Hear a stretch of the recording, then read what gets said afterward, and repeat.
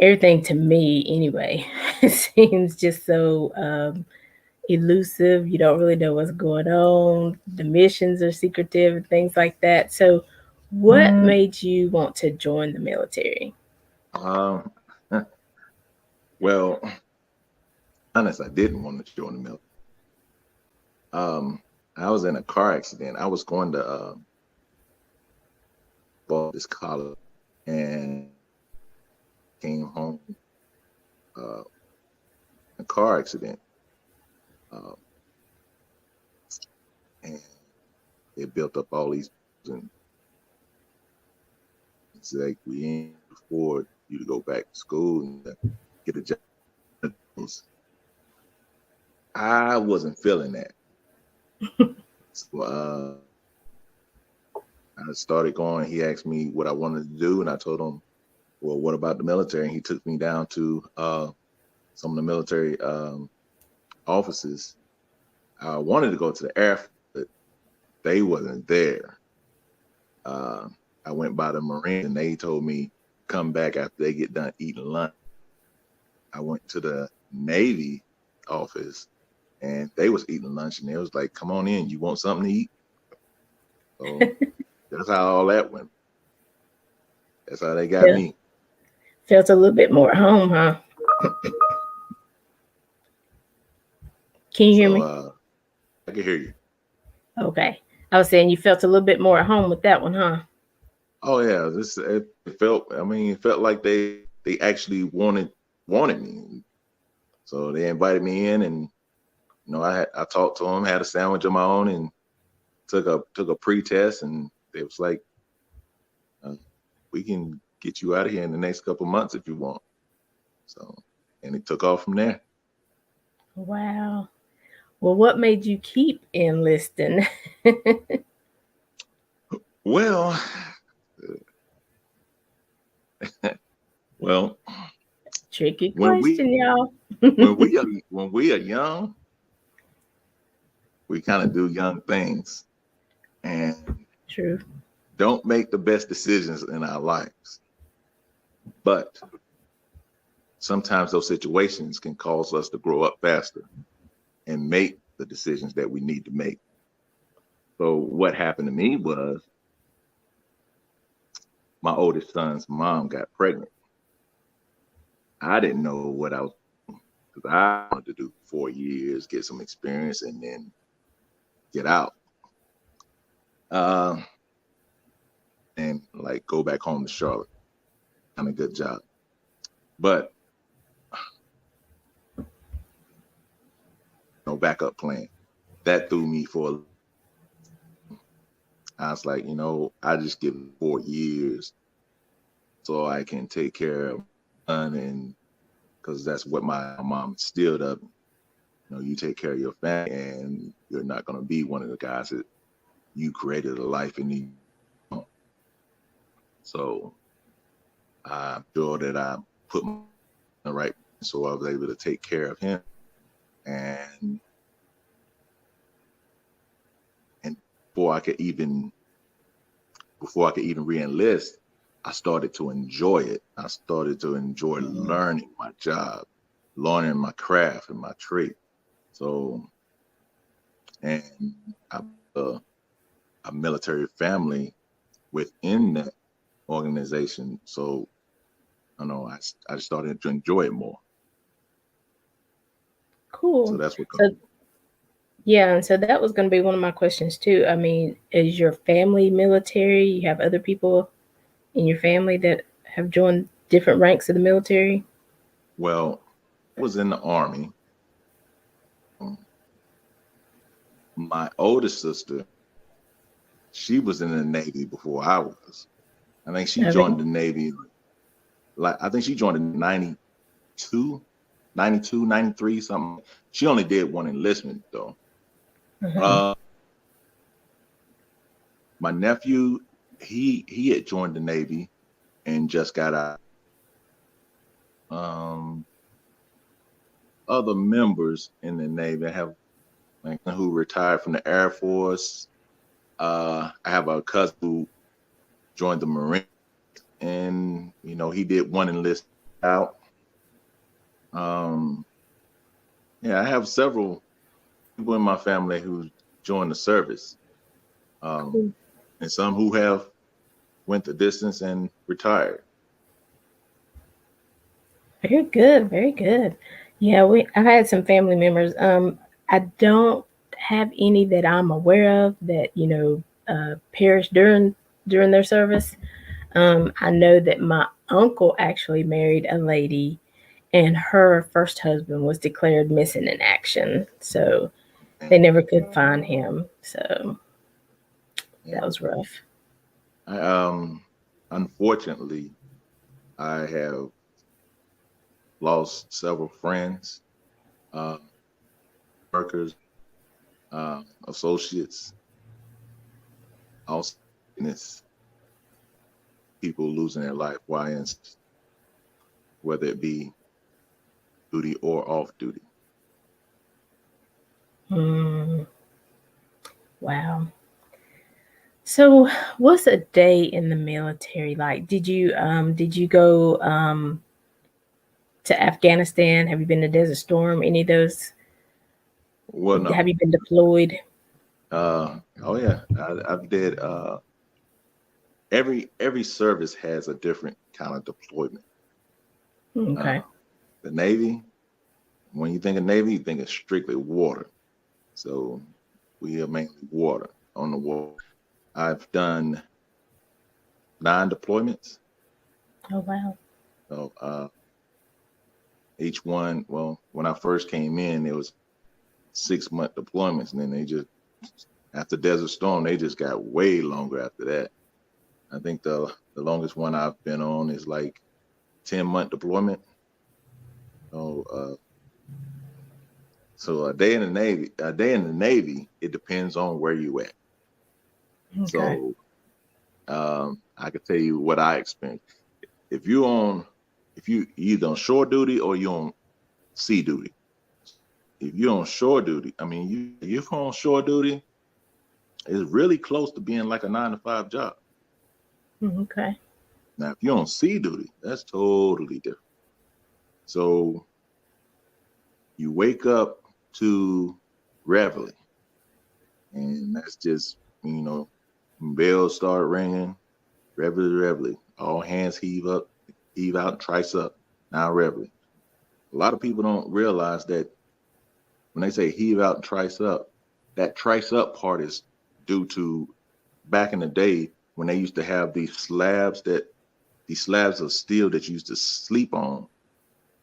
So when you came out, you had to push them up, and there's a hook that came down. And you had to hook it. Oh So it wow. hooked up into a stick. But they don't have those anymore. So, but a lot of people don't know that that's what that's pertaining to. Right. So once they make that noise, uh, uh, that announcement, then you get up, you go to the head, which is the bathroom, um, take your shower, brush your teeth, whatever you got to do, get into your uniform of the day, which could be anything. Most of the time when you're out to sea is um, a flight deck jersey and some cargo pants or flight deck boots. Or it depends on where you're working at. Okay. So you get up, you go to roll call or what we call muster. Stand in line, they make sure everybody's there, and then you get the information for the day. But before you can go to work, you have this long hour that they call cleaning stations. For the whole hour, everybody on that ship is cleaning everything on that ship. Oh really? Yes. Most of the time you have two cleaning stations every day, except for Sundays, just one. But after that, then you go to what your daily duties are, depending on what department and division you are in. What job are you pertaining to do? Then around 11, 12 o'clock, you break up into different different sections to child, which your child line. How can I how can I explain it? Uh, you ever been on a Black Friday?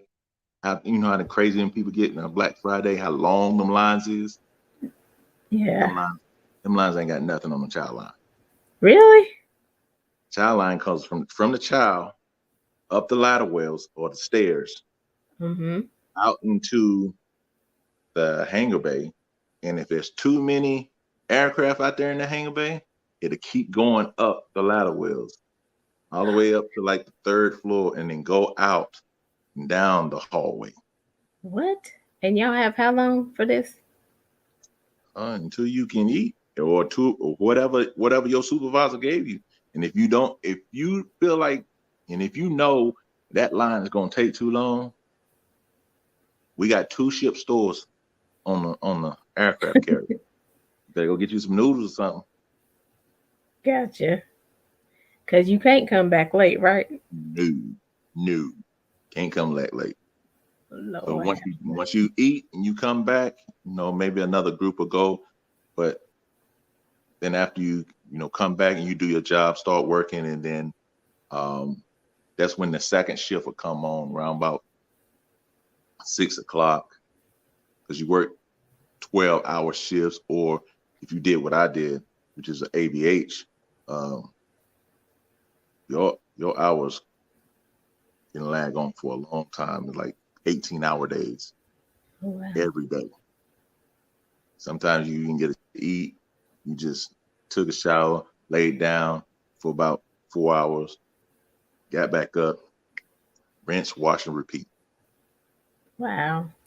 So tell us a little bit more about your job. What does that entail? Which one? The AV The AVA. aviation. Mm-hmm. Okay, aviation bosun's mate handler. Okay, so what they do is they direct the aircraft to the catapults to get the aircraft shot off the uh, the aircraft. Mm-hmm. Also direct the aircraft to their parking spots so they can get chalked down or chained down so they can do maintenance or ordnance load and unload or whatever they need done. We also are the firefighters of the um, what you call it, the flight deck and the hangar bay. Because when I say the hangar bay is like this on the inside of the aircraft carrier. It's like a big garage Hmm. parked aircraft that are on missions or not flying right there. Okay. So that is. But yeah, that's basically what an ABH does.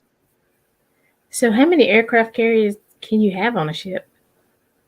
No, no, no. An aircraft carrier is a ship. Okay. Now, aircraft that's your planes. Okay. You know, Okay. you got your planes and helicopters. So So how many it, planes can you possibly have on the ship? um, I've seen a max. I've seen 6 at one time.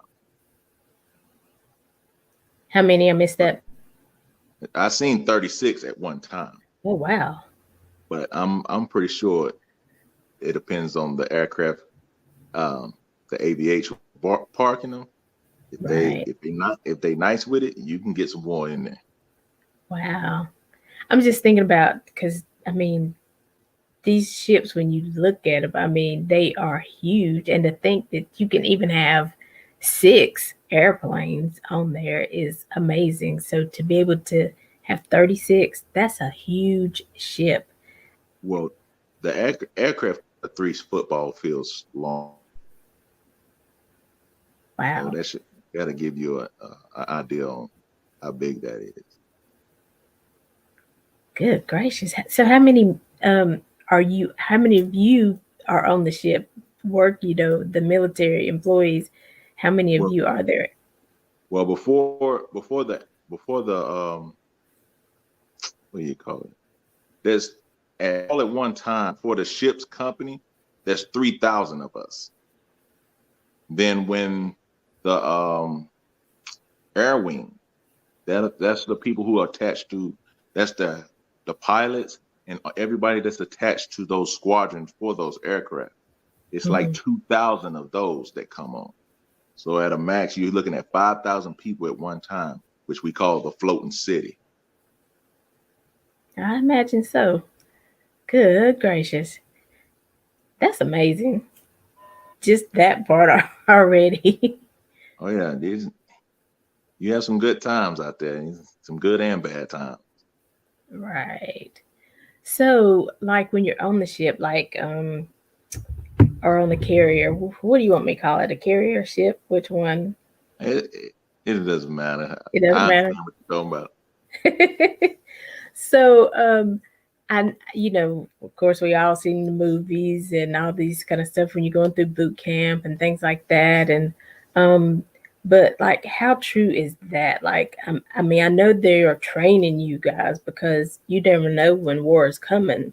So, how taxing is that on you? How stressful is that until you get into that place where you understand what they're doing and what you have to get prepared for? But in the beginning, what is that like? You know, Okay, I so would I would be like, I got to go home. I can't do it. Where that bell at? in the beginning, it's like you kind of get frustrated and kind of get homesick. Um, but you really get frustrated because a lot of times they don't tell you the purpose of what you're doing this for. Okay. And it goes along with what type of leadership that person has who's training you or who's leading you. But yeah, at first it's real tedious and irritating because you just getting to do this, do that, do that. No, you're doing that wrong. You do it like this. And you're like, why? Why? And then you ask why. Uh-oh. Wrong answer. Wrong answer. You ain't got no place to be asking why. You signed up for this, you gonna do this. So once I caught on to that, I ain't asked why. I just did what they told me to do.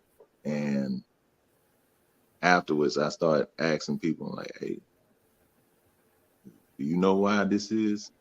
Do you know why that is? Why we did this and why you did that? After I done it, Right, then it right. was okay. But um, we constantly train. We constantly train for different scenarios. Constantly train for information. We constantly training to get better at what we do. So when if something does pop off, like a war or um, some kind of bombing or whatever, the first 5 minutes, it's kind of really like kind of like playing sports. The first 5 minutes is just gonna be um, your fear and everything. You trying to remember what to do. After that Mhm. minute, instinct just gonna kick in and take over because you done trained with it so much. It's like second nature. And it's like we say, if you stay ready, you ain't got to get ready. Mm, true. Wow. I don't think I could do it, but I appreciate you all who do. You know, I'm you know what? telling you. You know what? You'd be surprised about what you can do. It's a lot of people, and I won't lie to you. The military is not for everybody. It's not. Um, but a lot of people come into the military thinking the same way I did. I'm just gonna do 4 years and get out. But they realize that they are really good at what they do and are Mm, getting better and are serving their country and can train the next generation to take over where they where they leave off from and can possibly make it even better. mm. So again, I guess it's just like anything else. You got to figure out your why. Why am I here? Why am I serving? Why am I staying the course when I It's not, do have other options? exactly. And everybody's why is not gonna be the same. It's gonna be different. You got different people from different corners of the world and life, be with different upbringings. I served with this one guy. He was He was an active blood, and blood in the gang bloods. Really? Yes, and but he was one of the hardest workers I ever met. He Wow. didn't he didn't discriminate. He didn't judge nobody. When he's on that ship, he's ready to get that work done. So is it true that you guys really, I mean, men and women alike, really become like a brotherhood, a family? You look out for one another, and even when you're off the ship. Yes, yes. Not everybody embodies that, but most of us do. Um, Mm. just like just like this right here. This right here is my military fraternity. A lot of people Okay. don't know that militaries have fraternities, but we do. This is my military fraternity, Alpha Lambda Psi military Okay. fraternity. So we just like while we was active, we formed that brotherhood or that sisterhood because there are sororities as well. We formed that brotherhood and that sisterhood that bonds us together from when we was active, when we got out and just became veterans, or we retired, or even the spouses. We still Mm. form that board. We still uh, build that and form that brotherhood or that family, so that we may do, keep being better for ourselves and for our families, or for their families, or for the homeless veterans or the communities or whatnot. Mm. Because it doesn't the bond that we built and the good things that we're trying to do while we was in active duty on those ships, it doesn't just stop just because we are no longer active. We Right. still trying to make our step in the world better and everything around us better. Cool. So you've been in it long enough, and you started long ago. What was it like when women first really started really getting involved? Because I know, thought that was for men, and men needed to carry the load. But what was it like? I mean, did you experience any of that or see any of that when women first started coming along and wanting to serve? No, women was there before I got there. I think women started coming on like the end of the '80s, beginning of the '90s. Okay. So when I got to my first ship was the USS Abraham Lincoln in Bremerton, Washington, and women were already there. Okay. There, established, had rank and everything. So I ain't never know anything different. Oh, well, that's cool. But I've heard some stories. Um, some guys was like, you know, they they hated it, and they was against it, and like this ain't no place for no woman and whatnot. Um, Others was like, hey, it's a different scenery. Uh, women can do, maybe women can do just as much as men can do, and they have Right. proven they can do things just as good as men could. Men can, and sometimes even better. So do you think, and this is just hypothetical, just me talking, but do you think it was because they felt like when they got in a jam that a woman wasn't going to be able to, have the strength that she might need to fight off somebody, or you know what I'm saying? Do you think it was more from that concept? I I personally don't know. I don't know. I try not to. I try not to think of how other people might have saw True. things. True. Um, but I'd rather for somebody to show me better than tell me. And it just a woman that I've worked with has shown me. They'll tell me, then they'll show me. That's what's up. Go ladies. I love it. I love it. So so let's talk about, though, when you're in wartime. Whew, what is that like? Because, even in the normal day, you're like, okay, well, I got to do this assignment. It might even be 18 hours, but eventually it's going to end. I'm going to go get my rest or whatever. But during wartime, like what's Okay, so happening? on a normal day, normal routine day, you may get do this, you doing this and doing that. It's just repetition. Like I said in the training and stuff, it gets redundant a lot. Uh, but during wartime, like I said, that instinct kicks in. Along with that instinct, that adrenaline kicks in. So Mm, you're you're up for however many hours. The ships, the outer, anything that leads to outside is shut down. They have these big doors that just close down, and you're stuck inside, but you're still doing what you have to do. You done what it's called is like general quarters. Once they ring that bell, you see everybody just running. It's running to wow. their general quarter spot, and they're getting into what's called battle dress. And for attack, uh, you still got to do your job. Um, Mm, everybody's like closed off. Ain't nobody going down trying to get child or nothing. We ready for war. Um, and you're staying up for hours on end. Sometimes you're you're tired, and if you're tired, sleep right there on that deck. All mm. right, wake up, get back at it. But you somebody in your division who's paying attention to the personnel and be like, okay, let's let these people close their eyes for a little bit while we got time. So if something gets popped off, they can switch out with somebody else. Wow. Whew. I cannot imagine. And believe it or not, is it can be intense, but your adrenaline is going so fast. It's like all you can think about is what what what you need to do next.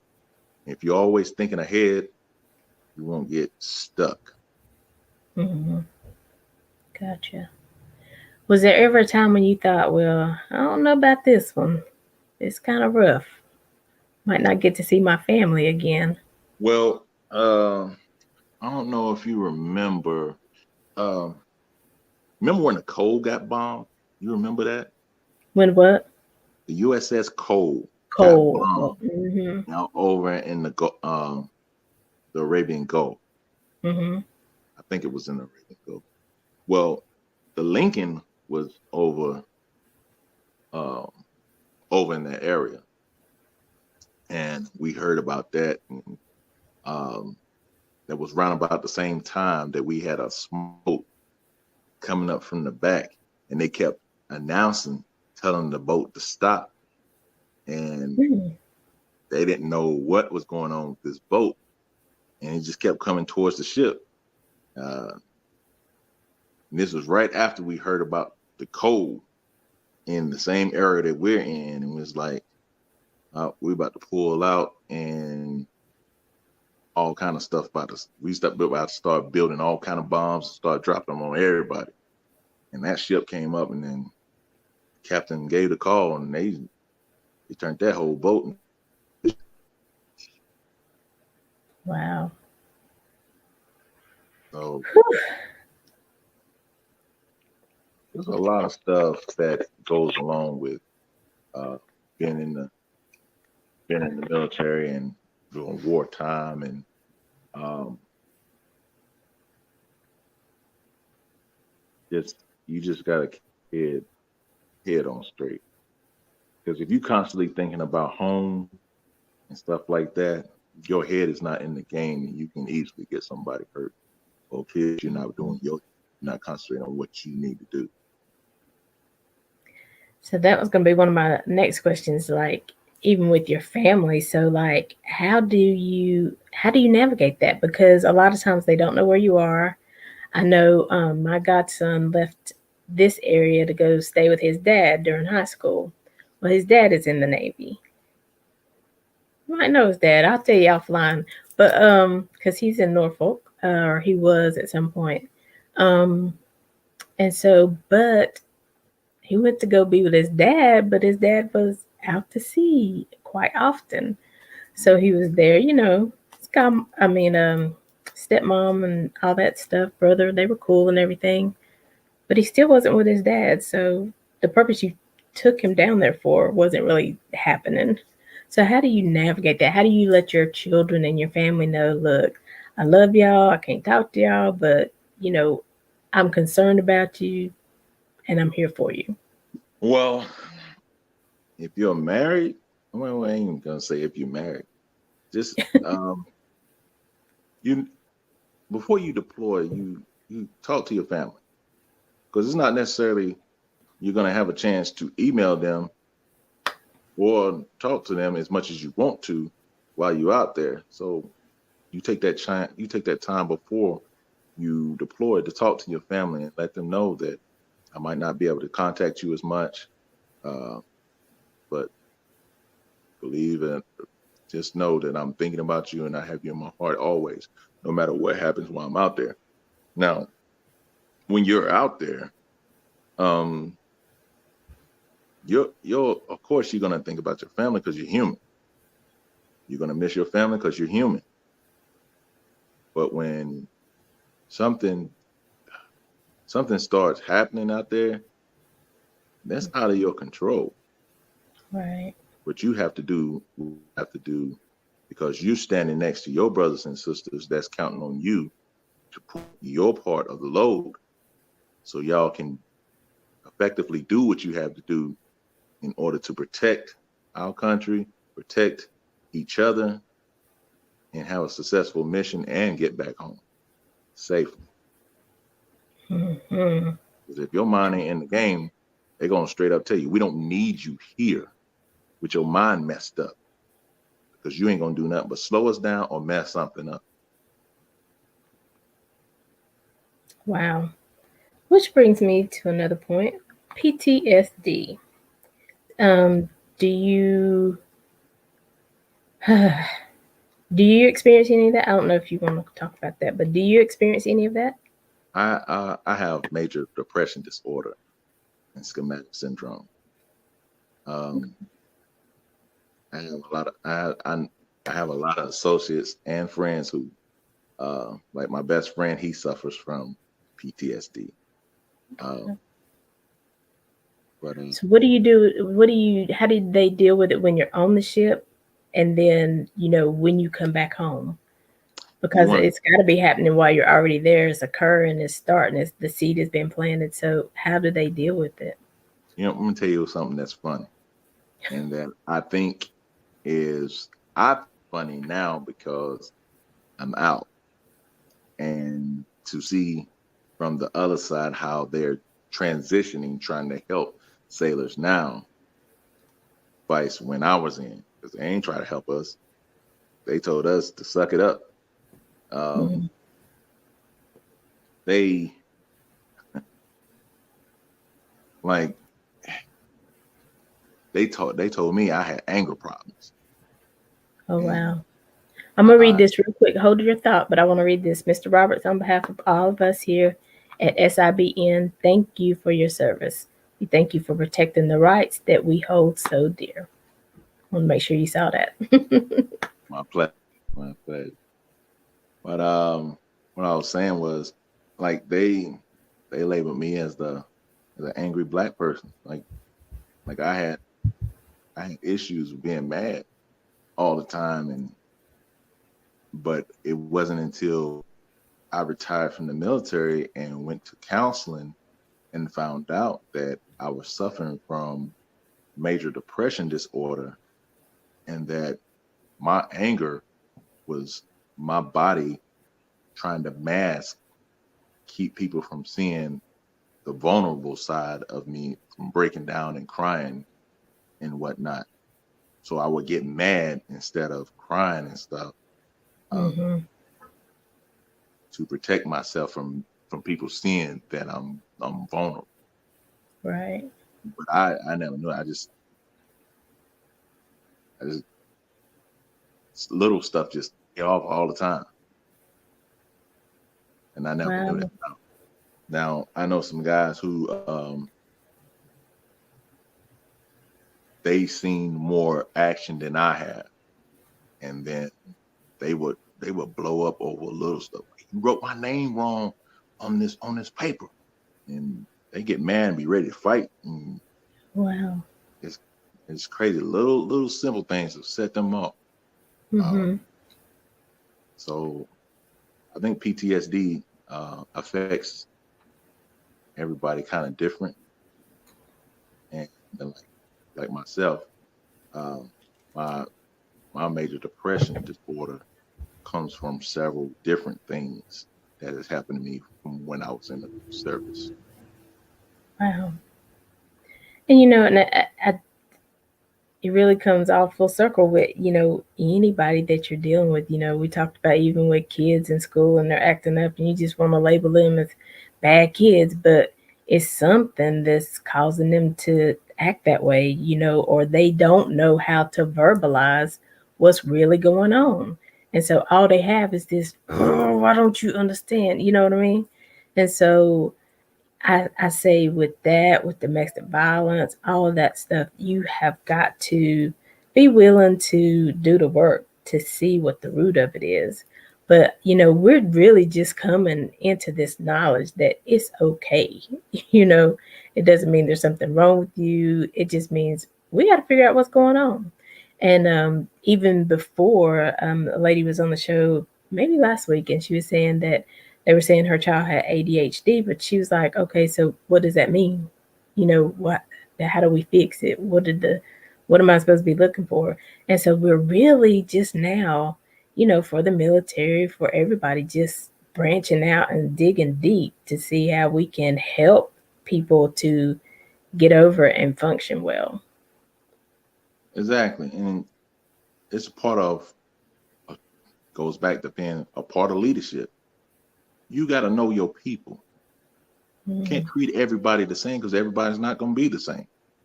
Everybody's True. not going to act the same. Everybody's not going to respond to something that you say or do the same way. So it's all about knowing your people, and you need to get to know your people so you can understand how they react, so you can know how to better help them once they get to that point. And it's something True. else that I learned in the military, because that's definitely like a melting pot full of people and personalities. Mm-hmm. And I mean, again, I understand you trying to make them strong. You trying to make them, hey, because we could go into war. I need you to be strong. I need you to be present. But at the same time, oh my gosh, they're people too, and they do have feelings. They are missing their families. They are glad they're serving, but at the same time, they need a break. They just need a little nap. They need a good hot meal. So I can only imagine there's so many pieces that you have to consider.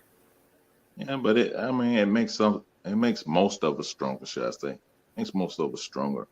Um, but on some levels, some people get so stressed out and they don't reach out for help, or they do reach out for help and they don't get the right help, and Mm-hmm.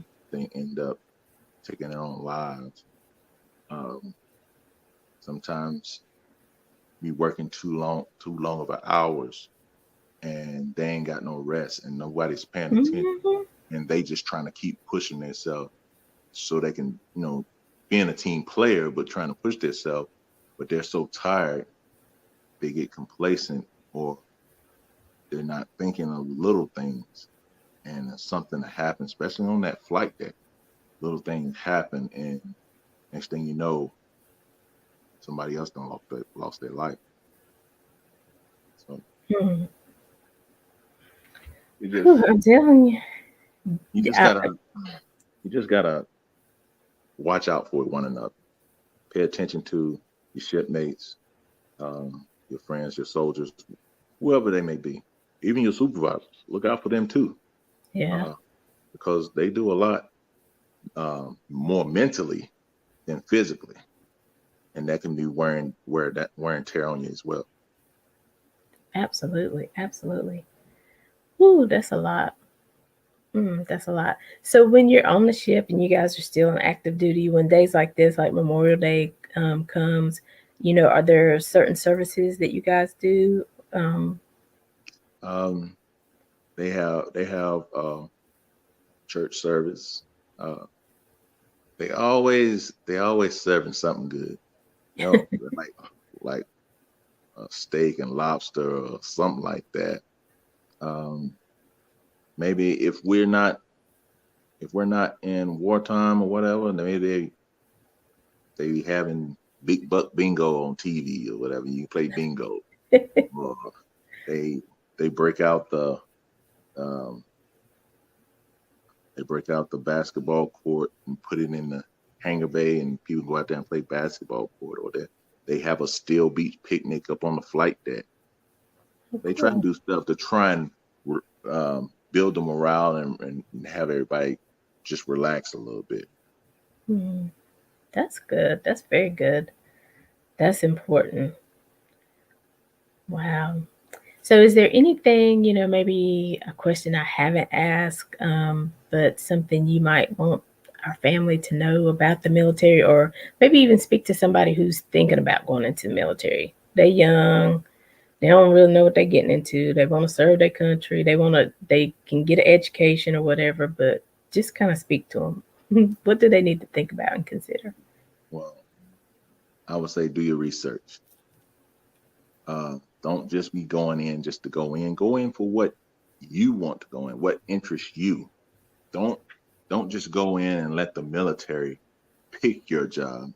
You pick your job. Take command of your own journey, because you might not like where the military puts you, and it may be difficult for you to get of that, because you can change jobs while you're in there, but it could be a difficult process. So make sure you do your research. Study your ASVAB books that you can get at Barnes and Nobles, wherever, so you can cut a good score on your ASVAB, so you can apply for whatever job you may want. Because once you go to boot camp, after you get out of boot camp, they're going to send you to a specialist school of your job. If you score at the top of your class, you come out of that class with a promotion already before you even, well, I wouldn't say before you get to your command. It'd be like 4 months after you got to your command. So that's easy pay right there. Um, but if you're thinking about going into the military, do your research, take control of your own journey into the military. Realize that you're going to be away from your family for a long time. It's, it's what they do. It's part of the military. It's like they used to say in the military, your family didn't come in your sea bag.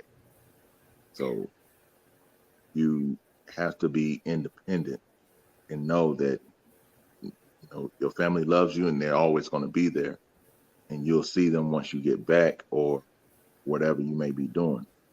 Um, but you have to be ready. Get yourself ready to deal with that, because there's time for people to be like holding your hand, or as the military say, babying you when they're trying to get a mission done. And there is resources out there in on the ship and with other whatever branch you decide to go into. There's resources out there if you start feeling kind of depression or whatnot. You got the chaplain services, Fleet Family Support Centers, um, great services, absolutely excellent services to help you. Um, but just make sure that you're ready for that journey. It's an outstanding and life fulfilling journey that you can build on and be successful at if you allow yourself to. Don't block your own blessing. Don't block yourself from enjoying it. Don't block yourself from learning Wow. and gaining the knowledge that you're supposed to get when you're out there. Because that stuff can transition to civilian world and help you in the long run. Wow. Some good advice. Good advice. So, what about? the person who has served, been away from their family for 20 years, and they are about to retire from this stringent, daily routine. Now you're about to retire, return to all us crazies who just say what we want to say whenever we want to say. You like, what? What would you say to them? How do you prepare for that transition? And go to medical for everything. Go to medical for everything. Make sure your medical record is straight. And if you can, make a copy of your medical record, front and back of them papers, not just the front copy, because it does have back copies. Make a copy of your medical record. And then once you get a complete copy of your medical record, every time you go to medical, you ask them for a copy of that paperwork. Uh, they've been known to lose stuff sometimes, not on purpose, but it's just like I Oh said, yeah, it's long days and it's complacency. right. Um, Prepare yourself for filing your Veteran Affairs claims when you get out by having that, that medical record. Um, Make sure that your GI Bill is straight. Look at colleges that you may want to go to, or schools that you may want to apply to. Uh, Look at the areas that you want to, you and your family. What better benefits you and your family? What states tax your retirement check? What states don't have state tax? Um, Yet all these little things you need to start looking at, and the the job, what you call it, the job economy in those areas. Start looking at Mm, those things because civilian world is a lot different than being in the military. I can Uh, imagine. after being in the military for a while, uh, it's an adjustment. It's an adjustment to get back to the civilian world. But Right. but once you get adjusted to it and you can think back to where you came from, oh, this is easy. It's just that initial transition, right? Yes, it's kind of scary. I can imagine. And even, for your families, even though they have missed you and they're ready for you to come home because they worry about you and they're praying, now you're home.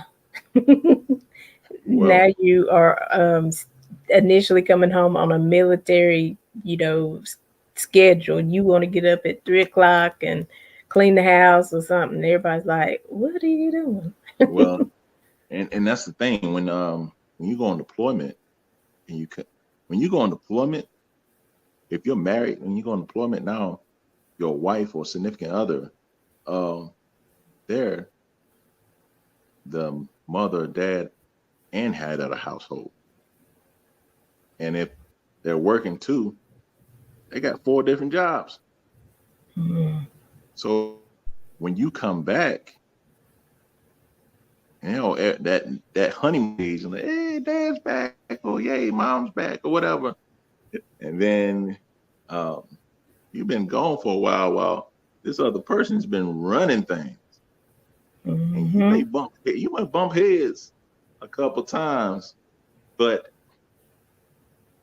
they also have, like I said, they also have classes in the chaplain as well as Fleet Family Support Center to help you get ready for that. So they teach us to be like, once you get back after that honeymoon stage of you coming back, you need to sit down with that spouse and say, hey, where do you want me at?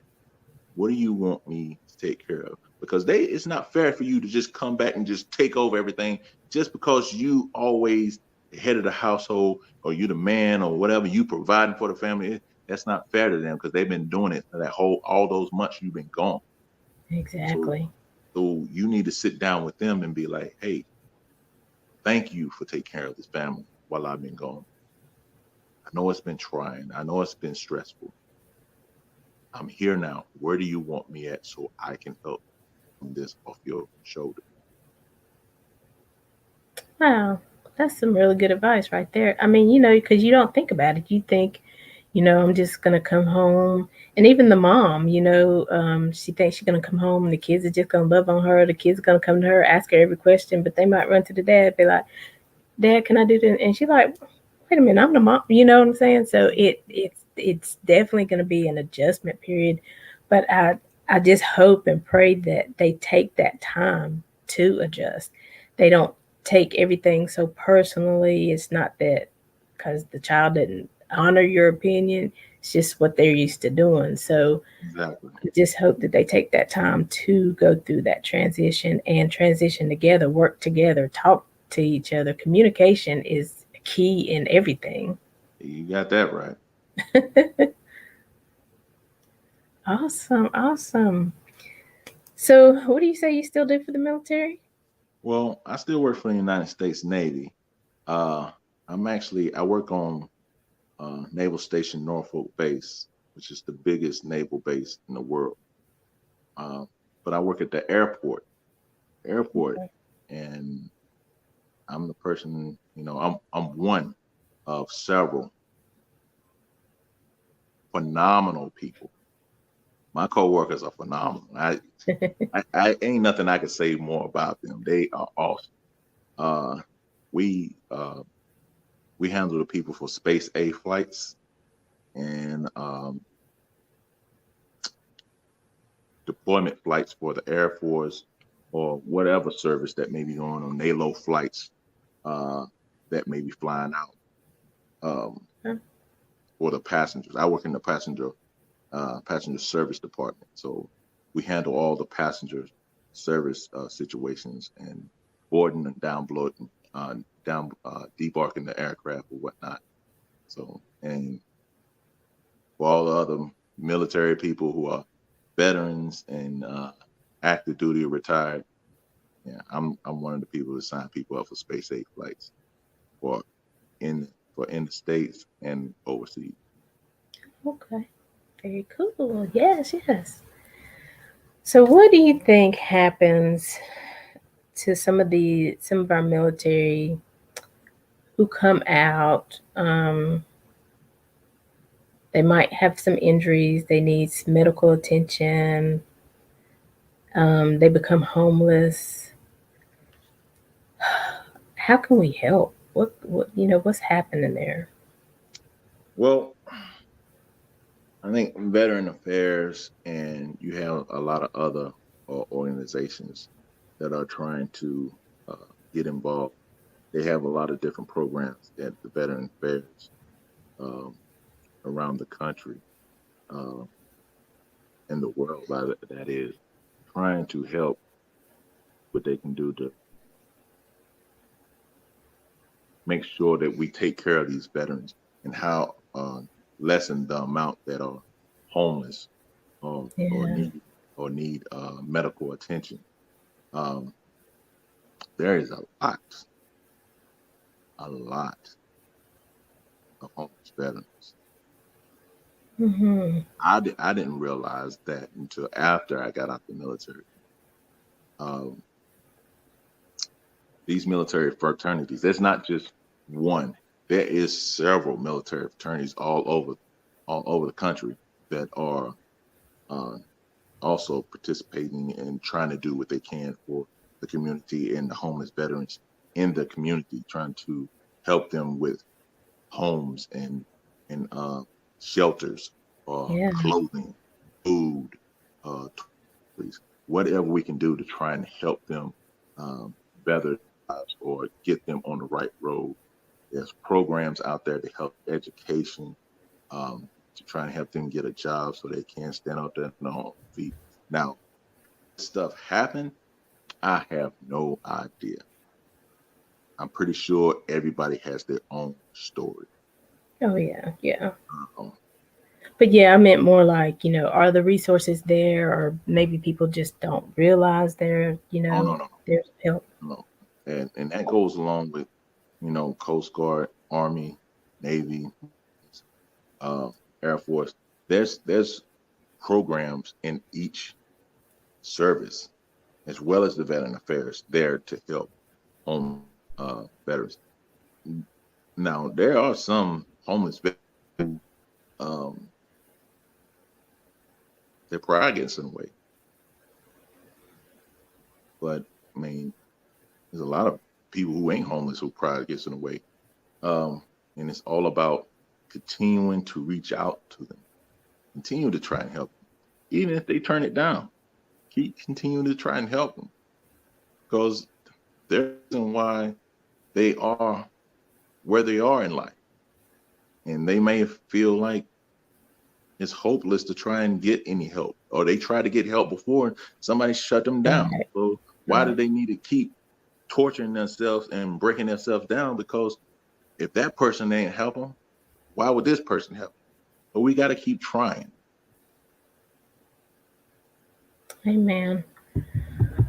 Whew, I tell you, you've given us some good information. I believe you've given some good words of wisdom for those who are thinking about entering, those who are coming out, transitioning. So again, I do appreciate you being with us today. And I do want to, make sure I covered anything that you may have wanted to share. If there's anything else, you can take this time. Um, just whatever you want to share at this last couple minutes. Um, I would just like to say thank you for having me. And to everybody that sees this podcast, please, if you get a chance, say a prayer for the fallen service members that had came before us. Say a prayer for the service members that are active now, because it's not always easy. Say a prayer for the homeless veterans. Say a prayer for the veterans, period. Um, because even though you're not active or you're homeless or you're just a veteran trying to get that civilian life together, Mm, we still go through trials and tribulations and ailments um, and we need that extra prayer and that extra help. Just and if you know a veteran, um, call them, check on them, make sure they're okay, make sure that their mindset is straight, because never know what they went through in that time that they was out there, and it could mess with their psyche or their mental state, however you want to say it. We are, God put us here for each other, so we need to see for each other, check on each other, make sure we all are good. We're all family. We're all created from the same place. that is true. That is, that's so true. And because again, you think, oh gosh, they've been in the military, they tough, they can handle anything, but they had to handle anything at that point in Right. time. Now they just want to just, get a catch a little break. So you never know. So you're right. We definitely have to, if you know a veteran, or if you hear about things going on. I do want to shout out Joy Cook, who has Soldier Festival every year. So the annual Soldier Festival is coming up this year. I believe it's end of July. There's flyers when we do the show. We show the flyers, and you can always go on my page, participate in that, because even with that, is to give to that, because it's to aid homeless veterans. Veterans who are suffering and need a little assistance along the way, um, and even get involved, because she has different speakers. They talk about PTSD. They talk about being a spouse of an active military person. They talk about that transition back home. They talk about um, grief and seeing death. If you're very active in that war zone where you see a lot more activity and you're seeing your friends and loved ones die, they talk about all of that. So definitely register to be a part of the Soldier Festival. Some of it is virtual and some of it is in person in Charlotte. So, but there are resources, if you know a veteran who's struggling. Yeah, uh, they may not want to hear it from you, or they may not accept it from you, because they don't want you to think they're weak. But plant the seeds, because that's all we can do. Plant the Thank seeds. Let them know there's help. Let them know that there's fraternity. Hey, have you ever thought about checking into some of the military fraternities? Hang out with your boys, your girls, see what's happening. Sororities, so just kind of as much knowledge as you have, share it. and if I'm just to put this out there, and it's not to bombard anybody, but if you are interested in seeing what a military fraternity or a military sorority is, you can always go to the website Alpha Lambda Psi Military Fraternity Incorporated or Sorority Incorporated, and look us up. We also have contact information on there. So if you need to talk to anybody, or if you need some assistance, or you just looking to join a new family, we're here for you. And tell them again who they can go to if they need to just talk about situations. They're little tense. They don't know what they're feeling and how to deal with it. And you can go to every state and most counties have veteran affairs hospitals, which have crisis lines. Uh, they also have clinics, veteran affairs clinics, beat family support centers, um, and chaplain services. Awesome. Well, again, thank you, Devon, for coming on. I appreciate it. This has been a really good conversation. And, these are my favorite type of, I call them interviews, but it's really just a conversation. You're sharing knowledge. I don't know. I'm asking you questions about stuff that maybe I've seen people go through. So I appreciate your honesty and, just coming on and just being real and genuine because that's what people need to know. Don't need to be like, well, the military's great, we're the best in the world, we strong, you are, but there are multiple aspects and, a part of you. And so I appreciate truly your genuineness. And so, again, thank you. I'm going to get those websites from you so I can tag them to the post and so people can find out where their resources are in case they don't know. So, Yes, ma'am. again, this is we're ending for today. You guys know we are making connections with Aly. We're here every Monday at 2 p.m. and every Saturday at 12 noon. Follow us on Facebook. We have Instagram and YouTube, but follow us on Facebook. And make sure you like the page, turn on your notifications so you know when we go live. And again, for Memorial Day, those of you who have lost a loved one, that pain never really goes away. It can ease up somewhat, but you always miss them. Every birthday, every holiday, you remember who they were to your family. So we send you lots of love and good vibes because it's not easy. But we thank you for allowing your family members to serve our country.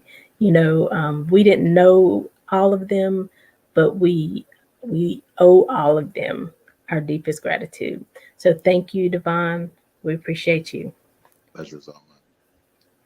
So, guys, until next time, we appreciate your support. And until next time, as always, we're leaving you with love, positivity, and good vibes. Have a good day, everybody. Bye, Devon. All right. Thank you for being such a wonderful listening audience, whether you were listening live or on the replay. And don't forget to like our Facebook page, Making Connections with Aly and Shay, so that you can get notified every time we go live. Do you have a burning message to share with the audience? Contact Alicia Johnson at info@aliciajohnson.com. That's info@ALYSSIAJOHNSON.com with your topic idea and your message to be booked on the show. And if you're an inspirational speaker or a motivator or simply seeking a platform to share your message, contact Miss Alicia Johnson at info@aliciajohnson.com. That's info@ALYSSIAJOHNSON to be considered for 30 to 60 minutes of weekly airtime right here on the Making Connections Network.